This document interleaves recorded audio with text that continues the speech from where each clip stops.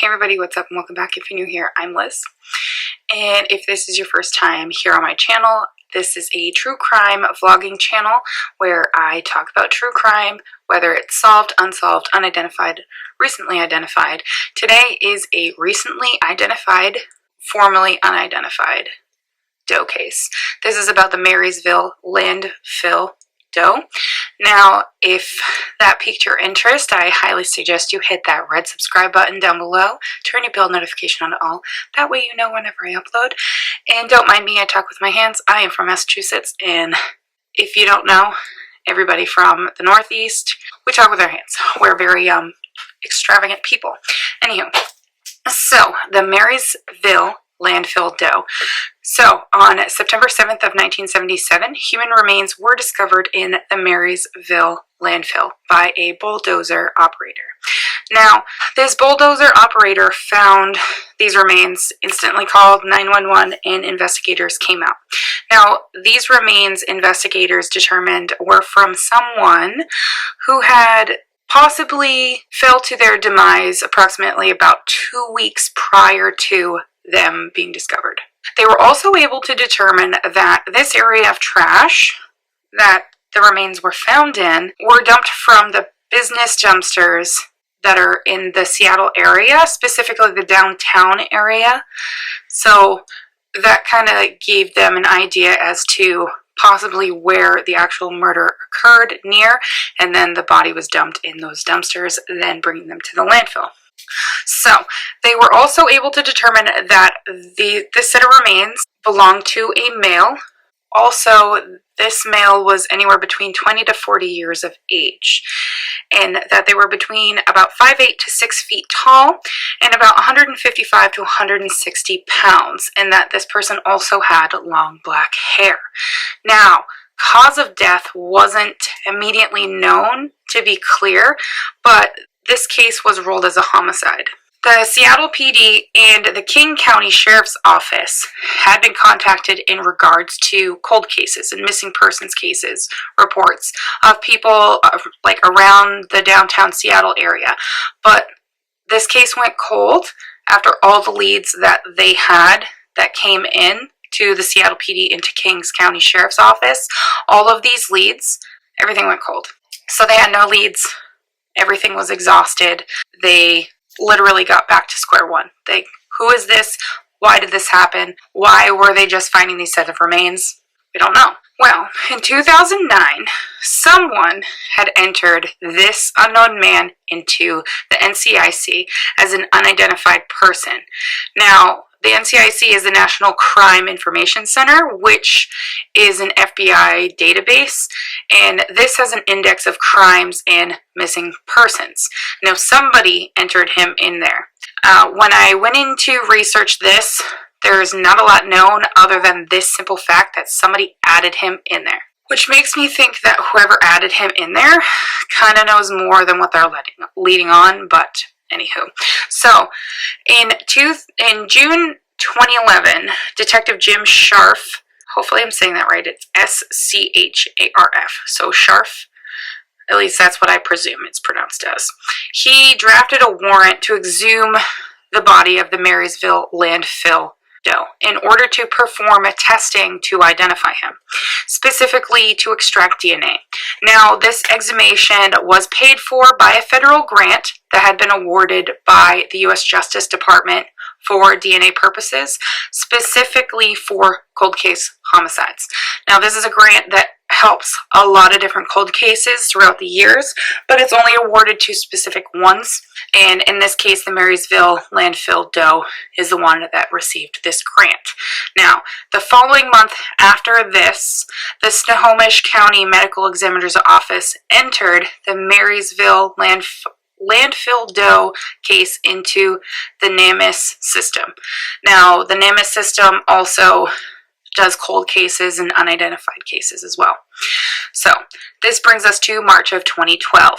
Dr. Taylor, who is an anthropologist, a forensics anthropologist specifically, was assigned this case. And also, She performed an exam on the remains, and she further identified that this man was either Hispanic, white, or Native American. I know that was really like a really broad determination, but she was ultimately positive that this set of remains belonged to a Native American man, and that he was between the ages of 30 to 60, and his height was 5'4" to 5'10". So a few of the original details that was thought to have connected to this body had changed just a little bit.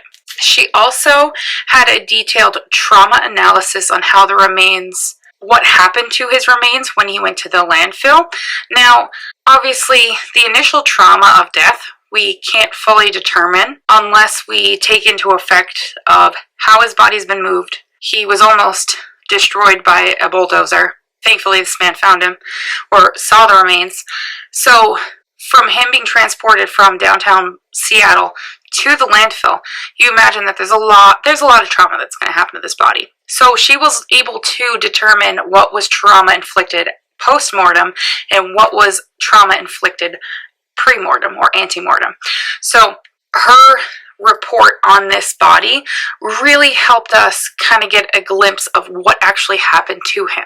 She also was able to reconstruct his cranium. There was a lot of damage to his cranium, so his initial facial reconstruction that they tried to do after they discovered his remains was unsuccessful. Now she was able to fully construct his face. She then was able to kind of go from there. So she constructed the face and worked on reassembling his entire remains. So eventually, now this happened in 2012. So now we're going between 2012 to September of 2018. I know there's a long jump, but these things take time, especially when you're trying to reassemble body parts. I know if you're watching, if you're a fan of Bones, hell, I'm a fan of Bones. She looks like she can do it like that. Yes, some people can do it like that, but if you want to be absolutely precise and make sure things are done the correct way, things take time. And time is what took place in between 2012 and 2018. So in September of 2018, there was actually a section of the femur bone that was sent to the University of North Texas, which specifically is the Health Sciences Center for DNA Extraction. And then the DNA that was, like the DNA sample that was extracted was then uploaded to CODIS. So the DNA extraction was uploaded to CODIS, but nothing happened after that because there wasn't a match. March 2019. So just a few months later, they were successful to obtain the DNA, and they also were successful to further analyze the DNA. So what they ended up doing is they created two profiles, the mtDNA and STR profiles. And both of these were then uploaded to CODIS, but still there was no matches to these DNA profiles. So now we have 3 different DNA samples, 2 that are further analyzed, 1 that's just a rough DNA sample. So that brings us to January of 2021. So just last year, another section of the femur bone was then sent to Othram, which is another business that does forensic genealogy, but in analyzing DNA. And this is so that they could then develop their own and work on their own DNA extraction on the section of the femur bone from the skeletal remains. Now, this funding for this project was from Audiochuck Productions. If you don't know who Audiochuck Productions is, they produce Crime Junkies, a whole bunch of different podcasts they produce, and they're very well known in the whole crime world. Audiochuck does a lot when it comes to helping out cold cases, unsolved cases, unidentified, all those. So the team at Othram was very, very grateful for the ongoing support from Audiochuck because they had been helping them for years.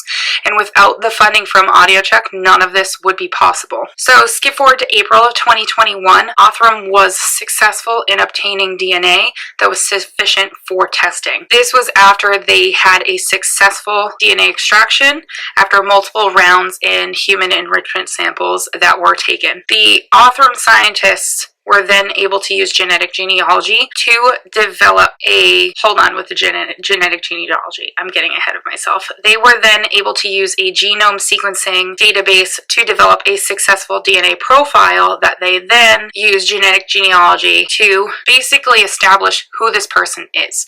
And they were hopeful that they would be able to find potential leads. And that is exactly what happened. Ultimately, they were able to establish that this man was predominantly Native American, like what Dr. Taylor figured out. And so this prompted the Snohomish medical examiner to complete a genealogical search. So, and now this sample, it's uploaded onto different genealogical sites. So like Ancestry, 23andMe, GEDmatch, MyHeritage, stuff like that. So the Emmy and Snohomish ended up building a family tree for this man, and they were able to obtain a match on one of these sites for a family tree. They then built the tree with assistance from a woman named Martha Coleman, who is the genealogist for the Lower Brule Sioux tribe in South Dakota. This then helped reveal more living family members for this John Doe. They determined that the Marysville Landfill Doe was that possibly of a man named Blaine Haas Tricks. He disappeared in 1977 from Spokane, Washington, and this is after he boarded a train. He was with his brother Clayton, who also went on the train with him, but Clayton then returned to North Dakota, and Blaine was never heard from after, he was never heard from again. So after they obtained DNA from Blaine's relatives, they positively identified the Marysville Landfill Doe as that of Blaine Haas Tricks. He was born on May 31st of 1939. He was 38 years old when he disappeared. His body was then returned to his family in North Dakota, where he was then interned in the St. James Cemetery, Catholic Cemetery in Shields, North Dakota. His identification became public knowledge 45 years after he was found, and this occurred on June 16th of 2022. So another solved cold case, because they haven't fully determined who killed him, but we finally solved who he was. The Marysville Landfill Doe finally has his name back, and that is Blaine Haas Tricks. So that, my friends, let me know what you think in the comments down below. Any other unsolved, unidentified cases you want me to cover, and I will see you guys in another video.